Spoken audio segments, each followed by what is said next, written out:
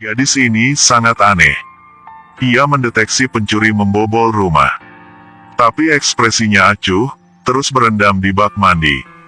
Pencuri itu terkejut setelah melihatnya.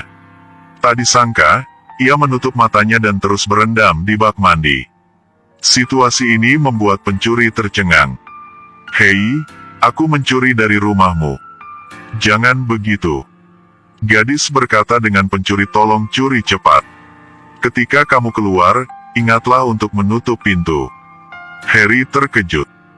Lalu, ia menemukan ada obat-obat di meja. Pada titik ini, dia menyadari bahwa gadis itu akan bunuh diri. Harry melihat stiker di botol obat.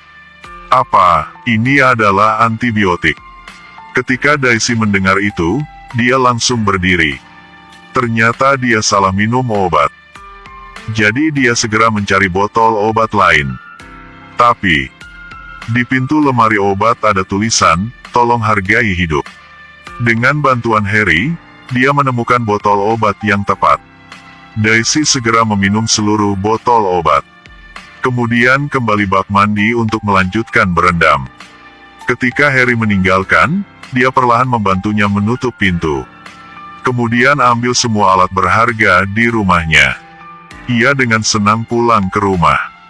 Tapi di tengah jalan, dia menghentikan mobilnya. Setelah perjuangan ideologis, pada akhirnya dia tetap memutuskan untuk kembali ke rumah Daisy. Kemudian membantunya memuntahkan obatnya. Selain itu, dia memeluknya ke tempat tidur untuk beristirahat. Dia hendak meninggalkan. Dia takut sesuatu yang buruk akan terjadi di tengah malam. Jadi dia memutuskan untuk tinggal di sini sampai gadis itu bangun. Dia sangat nyaman menginap di villa ini. Nikmati semuanya di sini. Enak banget, punya banyak uang. Dia baik makan popcorn maupun menonton film. Pada waktu ini, Daisy bangun. Dia menyadari dia belum mati. Lalu turun dengan kecewa. Harry dengan cepat mengejarnya. Takut dia akan melakukan hal bodoh lagi. Daisy sangat marah. Dia memperingatkannya untuk tidak ikut campur dalam urusannya. Lalu, ia minum benik anggur. Sejenaknya, suasana hati Daisy juga berangsur-angsur stabil. Harry bertanya pada Daisy mengapa dia menganggap enteng nyawanya. Ternyata, dia baru saja putus dengan pacarnya. Karena putus asa, itu sebabnya dia ingin bunuh diri. Untuk membantu Daisy sepenuhnya menyingkirkan pikiran bunuh dirinya, Harry menonton film bersamanya. Lalu Daisy mengantuk. Dia bersandar di bahunya. Tanpa sadar tertidur. Momen ini memang hangat. Harry merasa sangat tersentuh. Ini pertama kalinya ia merasakan perasaan ini. Dengan menghibur dari Harry, suasana hati Daisy juga berangsur-angsur stabil. Keesokan harinya, dia memasak sarapan untuknya. Ketika Daisy bangun, hal pertama yang dia lakukan adalah memeriksa HP-nya. Dia masih menunggu SMS dari mantan pacarnya. Tapi dia tidak mengingatnya. Tidak dalam suasana hati yang baik, Daisy ingin Harry segera keluar dari rumahnya. Tapi Harry takut dia akan bunuh diri lagi. Jadi dia berkata dia akan pergi setelah dia membantunya memasak sarapan. Jika setelah makan, Daisy masih memutuskan untuk bunuh diri, maka dia akan segera meninggalkan. Tak cara yang lain. Daisy telah setuju. Mereka pergi keluar untuk membeli bahan-bahan bersama. Sepanjang jalan, keduanya menikmati pemandangan yang indah bersama. Menikmati keindahan alam. Suasana hati Daisy telah membaik. Keduanya mengobrol dengan gembira seperti pasangan yang sedang jatuh cinta. Tapi setelah mereka pulang, ekspresi Daisy berubah muram lagi. Dia dengan panik mengirim SMS kepada mantan pacarnya lagi. Meskipun ia sangat marah, tapi tetap memohon mantan pacar untuk kembali padanya. Dia sedih banget. Sekaligus, Harry diam-diam membuat makan malam untuknya. Dia memintanya untuk berganti pakaian. Bahkan jika kamu ingin bunuh diri, kamu harus cantik. Daisy merasa bahwa kata-kata Harry sangat benar.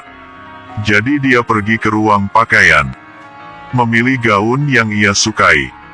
Lalu dia mengepang rambutnya dengan rapi.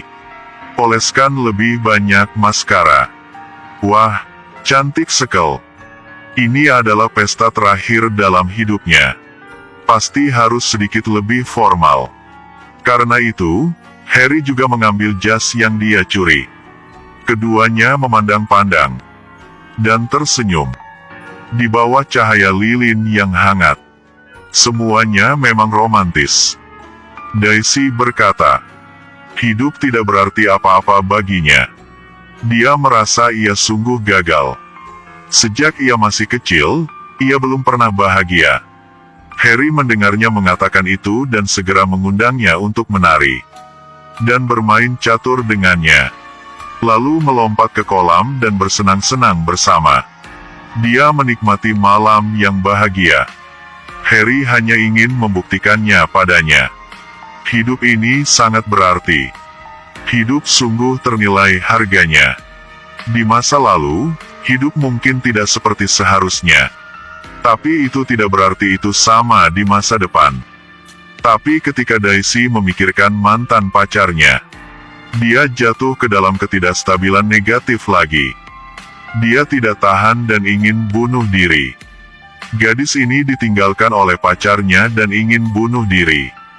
Tidak peduli apa, dia masih tidak bisa melupakan pria jahat itu. Jadi ia terus menelepon mantan pacar, ingin kembali bersamanya. Harry melihatnya begitu keras kepala. Dia memang kecewa. Dia merasa bahwa Daisy benar-benar tergila-gila. Jadi ia memutuskan meninggalkan. Melihat dia meninggalkan, Daisy memang putus asa. Dia merasa dirinya ditinggalkan lagi. Kali ini, dia benar-benar tidak ingin hidup lagi. Setelah Harry meninggalkan, dia mulai mengkhawatirkannya lagi. Dia takut Daisy akan melakukan hal bodoh lagi. Tapi, aku hanya seorang pencuri. Mengapa menyelamatkannya?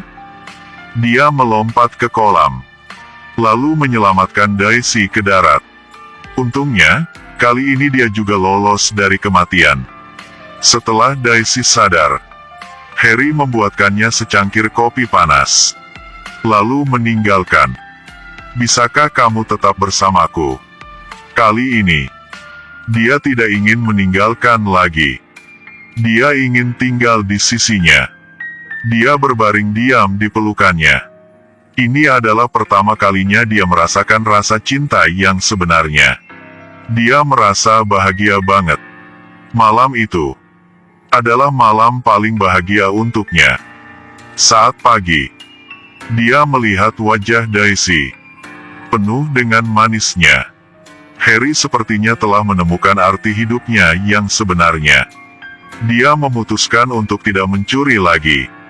Tapi pada waktu ini, mantan pacar Daisy membawa sahabatnya pulang ke villa.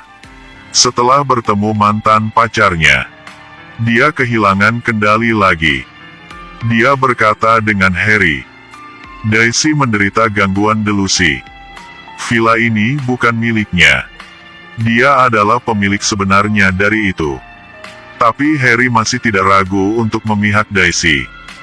Dia juga menghiburnya. Beranilah menghadapi kenyataan. Melihat melalui kejahatannya. Kali ini, Daisy tidak ingin menjadi pecundang lagi. Dia menghadapi mantan pacarnya dan mengutuknya.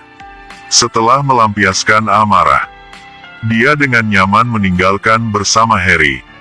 Setelah Harry mengantarnya ke rumahnya, akibatnya, ia menemukan bahwa rumah ia dibobol. OMG. Dia belum mencuri barang orang lain. Nah, semua barang di rumahnya telah dicuri. Untungnya dia telah mencuri pacar. Wah, hal ini memang hebat. Lalu dia pergi ke dapur untuk memasak sarapan untuknya. Setelah menonton film ini, Dapat dikatakan bahwa Harry menyelamatkan Daisy. Itu juga menyelamatkannya dalam masalah cinta. Tapi cintanya sangat indah, sangat mulia, tidak seperti Daisy yang kehilangan dirinya karena cinta. Cinta yang indah adalah ketika keduanya berkultivasi bersama. Membuat keduanya lebih baik bersama.